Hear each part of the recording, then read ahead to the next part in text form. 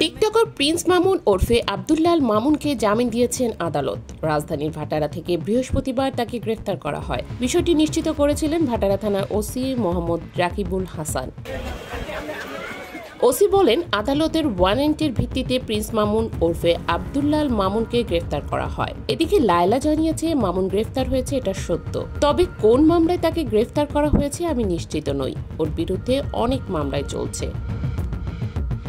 এর আগে গত বছর জুন মাসে রাজধানীর ক্যান্টনমেন্ট থানায় লায়লা আক্তার ফরহাদের দায়ের করা ধর্ষণের মামলায় তাকে গ্রেফতার করা হয়। তারপর প্রিন্স মামুনের বিরুদ্ধে লায়লা আক্তারের মামলা খারিজ করে দিয়েছিলেন ট্রাইব্যুনাল। মামুনের বিরুদ্ধে সাইবার নিরাপত্তা আইনে অনলাইনে মিথ্যা, বিভ্রান্তিকর ও মানহানির তথ্য প্রচারের অভিযোগ করেছিলেন লায়লা। গত 13 জুলাই ঢাকার সাইবার ট্রাইব্যুনালের বিচারক নূরে আলমের আদালতে এই আদেশ ঘোষণা করা হয়।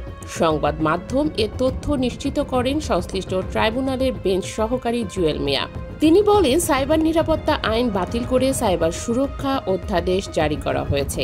নতুন এই অধ্যাদেশে এ মামলার অভিযোগ সংক্রান্ত ধারা না থাকায় আদালতে মামলার আবেদন খারিজ করে দেন।